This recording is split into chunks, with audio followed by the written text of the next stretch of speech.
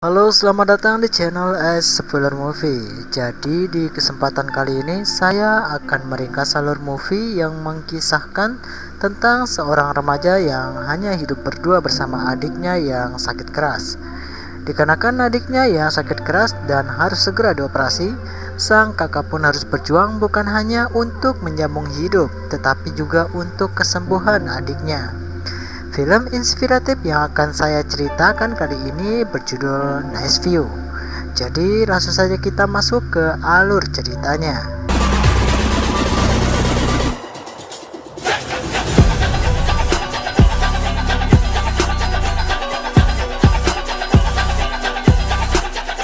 Ceritanya dimulai dari seorang pria yang bernama Jinho. Dia adalah seorang remaja yang berusia 20 tahun dan adik perempuannya yang bernama Jintong yang masih berusia 6 tahun. Di rumah kontrakan ini mereka hanya hidup berdua saja. Setiap hari Jinho harus mengurus Jintong dan mengantarkannya ke sekolah.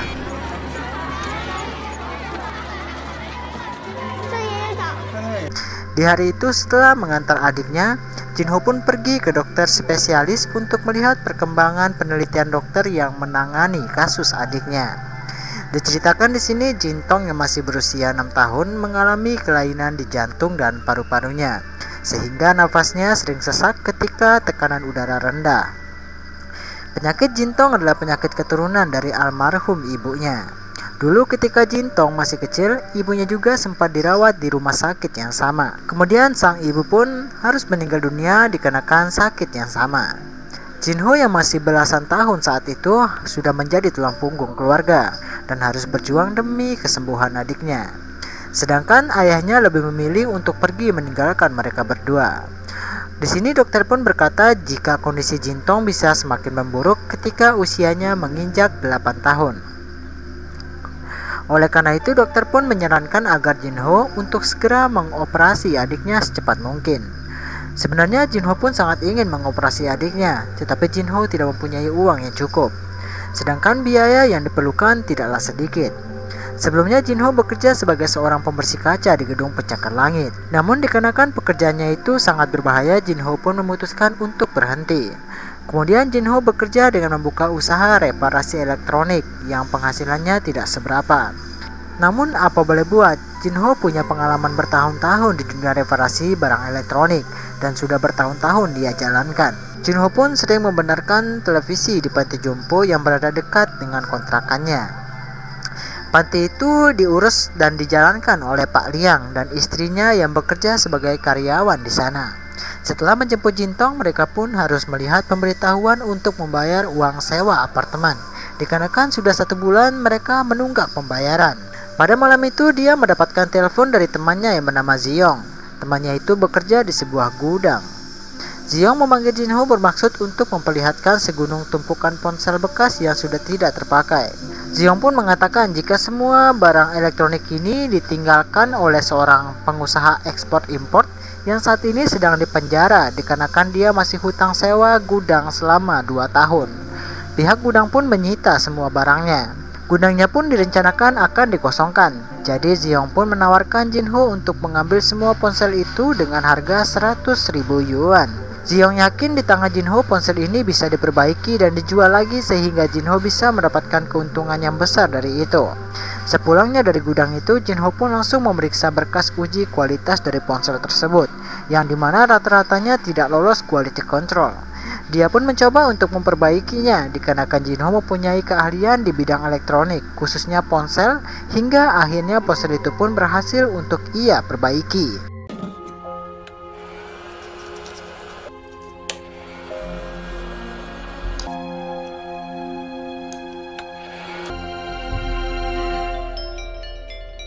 Menyadari dia bisa memperbaiki ponsel itu, keputusan pun langsung diambil untuk membeli semua ponsel itu. Jinho mengajukan pinjaman dengan menjamin semua isi tokonya.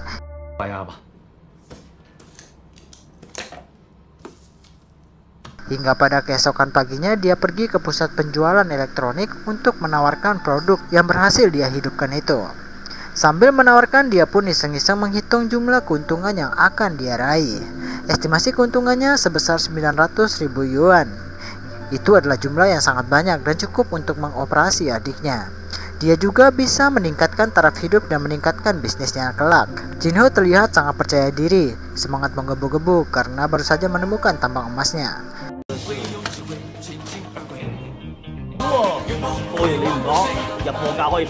Kemudian 2 minggu telah berlalu, pemerintah mengeluarkan kebijakan dagang yang baru, bahwa HP daur ulang ataupun HP yang telah dikanibal, ya ibaratnya itu yang sudah digabungkan dengan alat-alat yang lain, mulai dilarang untuk dipasarkan.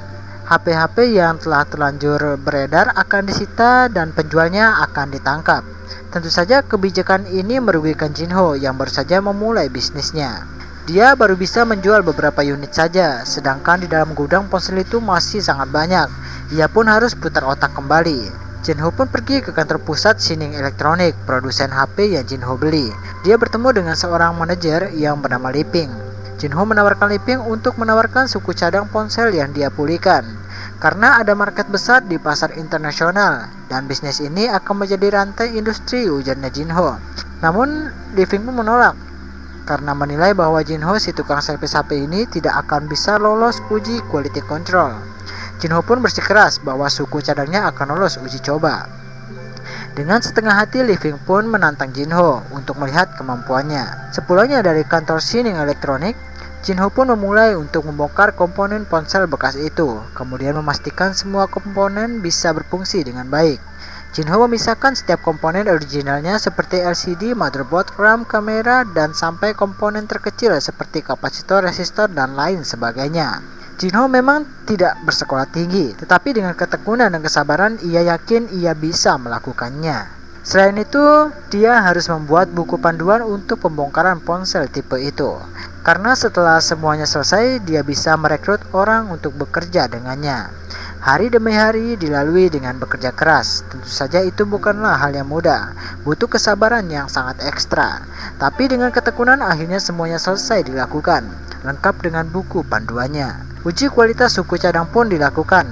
Hasil dari suku cadangnya pun lulus uji kualitas. Akhirnya tangga pertama pun berhasil untuk dia lewati. Dia pun langsung pergi untuk menemui Liping yang kebetulan waktu itu sedang menyambut direktur utama Shining Electronic yang bernama Zai.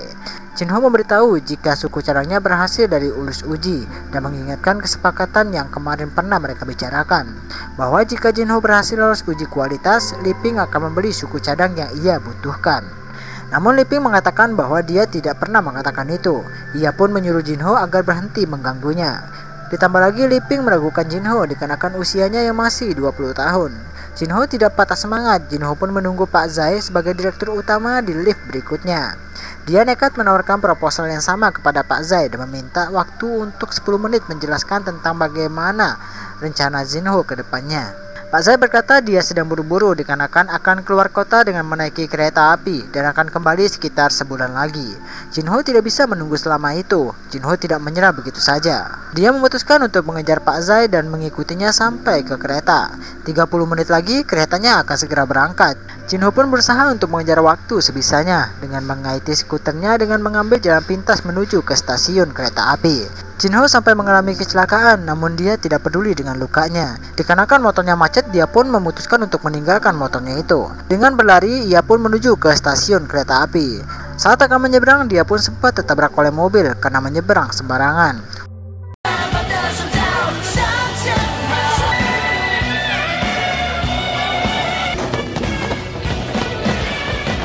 Untungnya Jinho berhasil sampai tepat waktu dan kembali meminta waktu 10 menit kepada Pak Zai.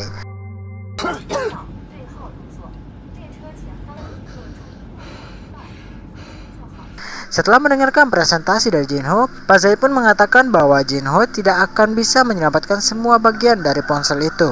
Jinho terus meyakinkan Pak Zai jika dia bisa melakukannya. Pak Zai pun mau membeli namun dalam jumlah yang cukup banyak, dan ponsel itu harus selesai sesuai dengan waktu yang sudah Pak Zai tentukan. Tetapi Pak Zai tidak mau memberikan uang muka terlebih dahulu. Pak Zai menyuruh Jinho untuk mengurus pembongkarannya sendiri.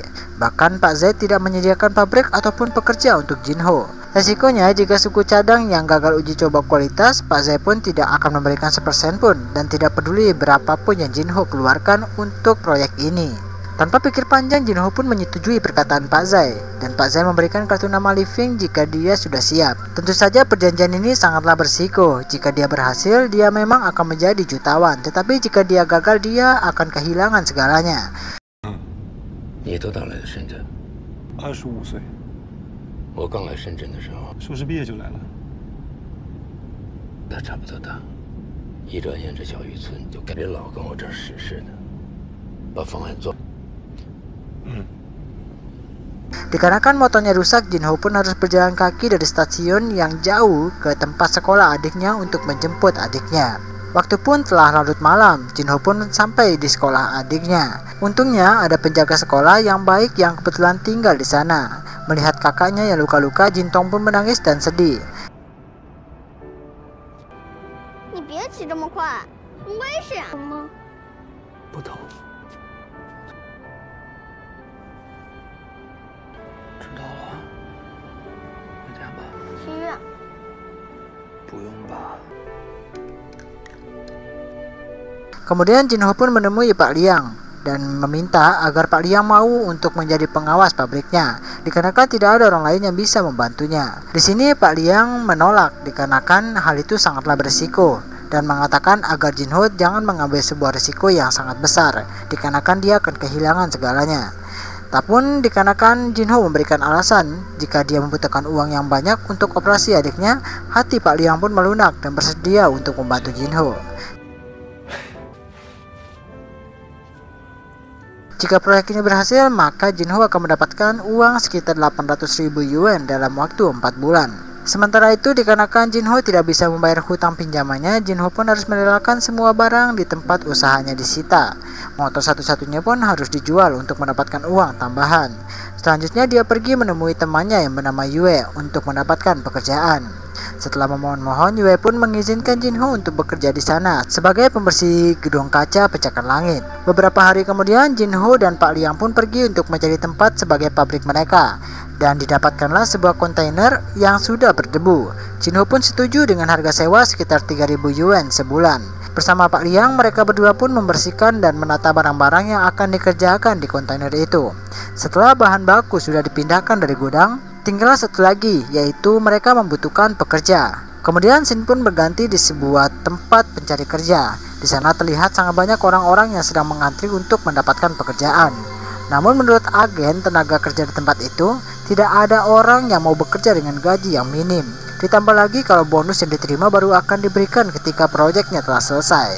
Kalaupun ada, pasti mereka adalah pengangguran yang susah menjadi karyawan. Jadi dia pun merekomendasikan beberapa orang. Orang yang pertama ia temui dulunya adalah seorang pekerja pabrik elektronik dan dia bernama Wu Shio. Sayangnya karena kecelakaan dia agak kurang bisa mendengar ataupun bisa dibilang tuli. Saat ini dia bekerja serabutan. Kemudian tanpa pikir panjang, Jinho pun merekrut karyawan pertamanya dan mengajarinya teknik dasar dalam dunia reparasi elektronik. Jinho harus berteriak-teriak untuk mengajari Wu Shio.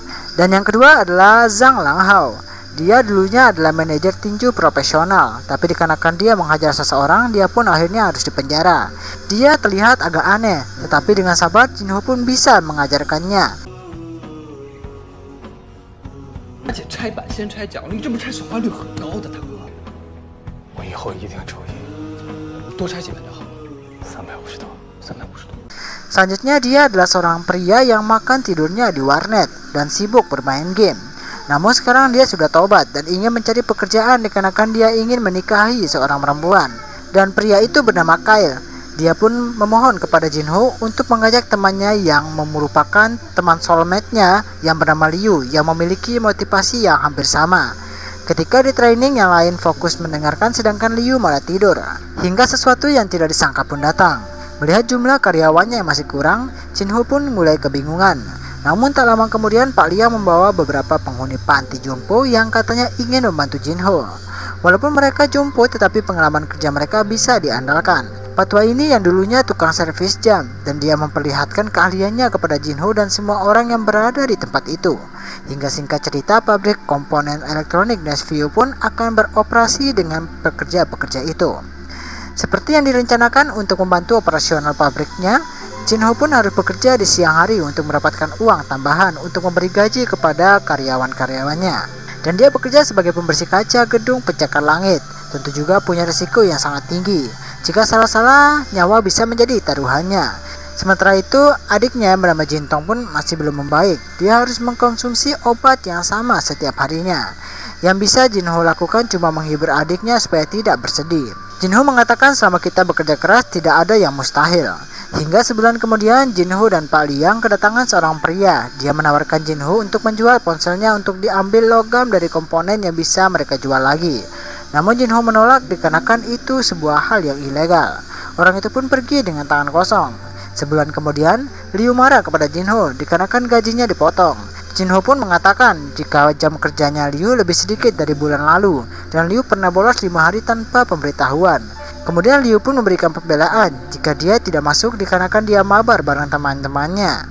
Liu marah-marah dan menghina kondisi pabrik yang panas dan tidak ada AC dan sebagainya. Akhirnya dia pun memutuskan untuk berhenti dari pekerjaannya itu. Dan seminggu kemudian Kale pun menikahi wanita pujaannya. Semua pekerja pabrik hadir untuk ikut merayakan. Jinho pun dipercaya untuk memberikan kata sambutan di pernikahannya Kale.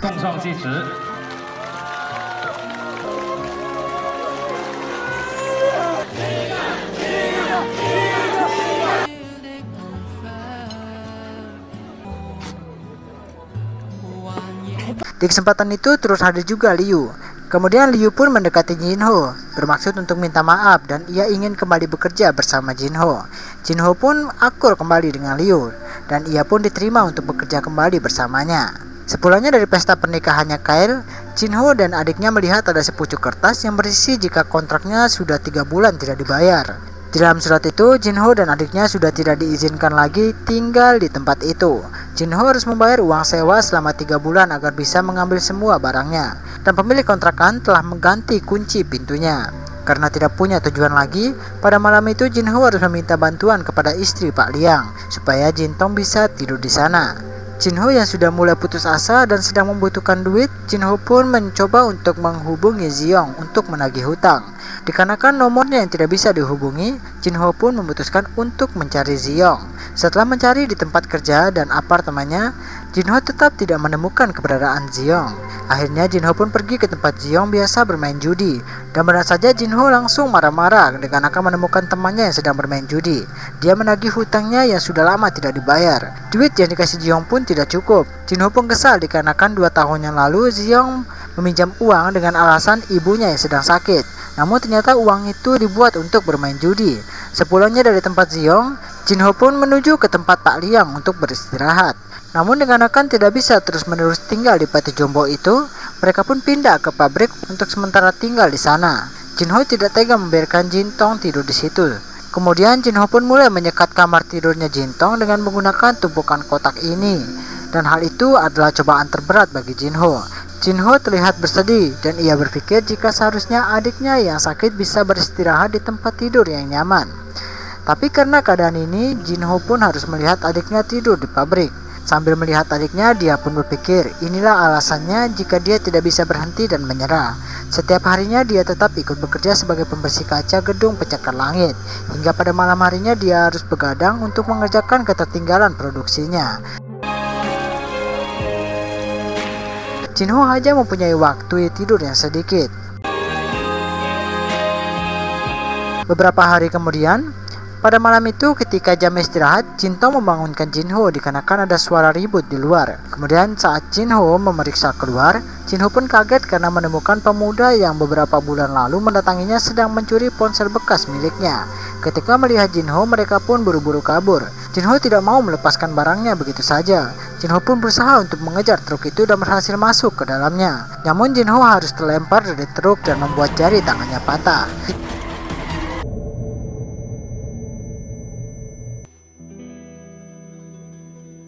Jintong pun berlari mengejar kakaknya dikarenakan dia takut kakaknya sampai kenapa-kenapa. Belum selesai cobaan yang satu, malah datang lagi cobaan yang lain.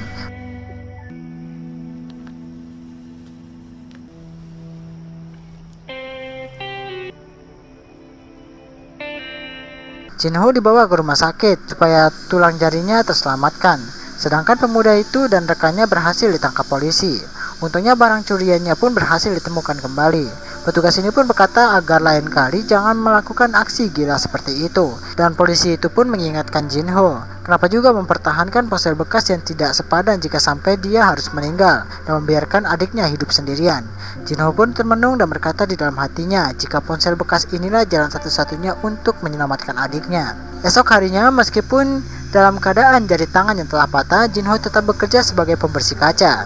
Hingga pada hari ketiga dia bekerja, Jinho tanpa sengaja menjatuhkan peralatan kerjanya dari lantai 30. Jinho dimarahi oleh teman sekaligus atasannya dikarenakan dia menjatuhkan peralatan kerja. Jinho pun disuruh untuk melepas sarung tangannya. Setelah melihat kondisi dari tangannya itu, temannya pun memarahi Jinho dan segera memecatnya. Dan temannya pun memberikan uang gajinya sesuai dengan hari kerjanya Jinho. Namun uang yang diberikan oleh temannya itu lebih dari 3 hari kerja. Meskipun temannya memarahi Jinho, namun sebenarnya temannya sangat peduli kepada Jinho. Hingga beberapa hari kemudian Jinho pun harus mulai putar otak lagi untuk mencari cara agar dia bisa mendapatkan uang untuk membayar uang sewa pabriknya. Setelah 1 minggu kemudian, Jinho pun dipanggil oleh pemilik tempat karena sudah menunggak uang sewa selama 2 bulan. Jinho meminta keringanan karena dia saat ini mengalami kesulitan, tetapi pemilik tempat itu tidak peduli dan meminta agar Jinho segera melunasi tunggakannya atau segera pergi dari tempat itu. Hingga pada suatu hari di tengah badai dan hujan lebat, Jinho pun nekat mencegat mobilnya Liping. Di dalam mobil, Jinho memohon kepada Liping untuk meminjamkan uang sebesar 100.000 yuan dikarenakan dia saat ini benar-benar dalam keadaan yang sangat sulit. Tapi Liping menolak dengan mengatakan alasan Pak Zai menaikkan kontrak dengannya itu semua dikarenakan ia menaruh hormat kepada Jinho. Kemudian Liping pun berkata, "Jika Pak Zai melihatmu yang sekarang, apakah dia masih akan memberikan hormatnya?" kata Liping sambil mengejek Jinho. Mendengar hal itu, Jinho pun keluar dari mobil itu. Dengan berjalan kaki, Jinho pun berpikir di saat-saat kesulitan seperti ini dia harus berusaha sendiri agar dia bisa menuntaskan pekerjaannya. Di tengah badai, Jinho harus menjemput adiknya di sekolah. Namun dikarenakan keadaan yang tidak memungkinkan, penjaga sekolah pun menyuruh mereka untuk menginap di tempat itu. Dan pada malam harinya, Jinho benar-benar tidak tahu harus bagaimana lagi. Hingga memori saat ibunya terbaring di rumah sakit pun kembali teringat. Jinho telah berjanji kepada ibunya sebelum meninggal untuk menjaga Jintong dengan baik. Kemudian pada esok paginya ketika kembali ke pabrik, ternyata atap tempat menaruh ponsel bekasnya sudah ambruk karena badai. Ditambah lagi pemilik lahan mengatakan bahwa dalam waktu 3 hari Jinho harus membereskan barang-barangnya, dikarenakan tempatnya itu akan disewakan ke orang yang lain. Dan di sini habis sudah usahanya pada saat itu. Beberapa waktu kemudian teman-temannya pun datang. Jinho pun harus memberikan kabar buruk itu kepada teman-temannya. Padahal 2 minggu lagi barangnya sudah harus dikirimkan ke tempat Pak Zai. Tapi dia sudah tidak bisa membayar gaji mereka. Ditambah lagi pabriknya akan disewakan kepada orang lain. Dan dalam tempo 3 hari mereka harus segera pindah. Namun tak disangka teman-temannya berkata jika mereka rela gaji mereka dibayar setelah pekerjaan selesai. Selain itu mereka mengatakan bahwa pekerjaan ini bisa mereka bawa ke rumah mereka masing-masing. Maka mereka bisa menyuruh teman mereka untuk membantu mengejar deadline. Mereka meminta Jinho untuk tidak menghadapi itu sendirian, dikarenakan mereka juga merasa bahwa mereka adalah bagian dari pabrik ini. Tentu saja beban yang menumpuk di pundaknya Jinho selama ini pun perlahan-lahan mulai ringan, dikarenakan solidaritas dari teman-temannya itu. Dengan bantuan dari istrinya Kyle yang merupakan operator dari alat berat, mereka pun mengevakuasi ponsel yang tersisa dengan cepat. Kemudian mereka pun mengangkut semua barang-barang mereka untuk dipindahkan. Singkat waktu pekerjaan itu dikerjakan di rumah masing-masing. Jinho dan Jintong sementara tinggal sekaligus bekerja di panti jompo. Produksi tetap berlanjut hingga menjelang pengiriman. 2 minggu pun telah berlalu. Jintong terbangun dari tempat tidurnya dan dia mengucapkan terima kasih kepada Jinho dikarenakan dia sudah bekerja keras untuk menjaganya. Dan pada pagi itu Jinho pun memulai pengiriman komponen yang sudah mereka bongkar dan mereka rakit sesuai dengan perjanjian awal dengan Pak Zai. Akhirnya dikirimkan untuk diuji kualitas kontrolnya. Singkat cerita, Jinho dan teman-temannya pun dipanggil ke kantor Shining Elektronik untuk bertemu dengan Pak Zai. Jinho dan teman-temannya menunggu tentang hasil uji kualitas dari komponen ponsel yang mereka kerjakan. Dan tak lama kemudian Jinho dan rekan-rekannya pun diminta untuk memasuki ruang dari Pak Zai. Pak Zai mengapresiasi kerja keras Jinho yang bisa menyelesaikan pesanan sesuai dengan waktunya. Kemudian Pak Zai memberitahu jika komponen mereka telah lulus uji kualitas dengan tingkat kualitasnya mencapai 87%. Tidak hanya sampai di situ saja, Pak Zai pun mau tetap bekerja sama dengan Jinho dan dia ingin membuat sebuah kontrak selama 2 tahun dengan total pendanaan senilai 5 juta yuan. Mendengar ucapan dari Pak Zai seakan tidak percaya, dengan rasa haru dari raut wajahnya, Jinho pun menerima kesepakatan itu. Mereka pun meninggalkan tempat itu. Dalam hati Jinho pun berkata, tidak sia-sia pengorbanannya selama ini. Darah, air mata, suka dan duka dilewati kini telah terbayar. Saat mereka di dalam lift, semua terlihat baik-baik saja. Tidak ada kata yang terucap, hanya senyum dan air mata yang menetes. Hingga beberapa menit kemudian suara mulai menjadi haru, tangis dan tawa bercampur menjadi satu. Mereka merayakan kesuksesan itu di dalam lift.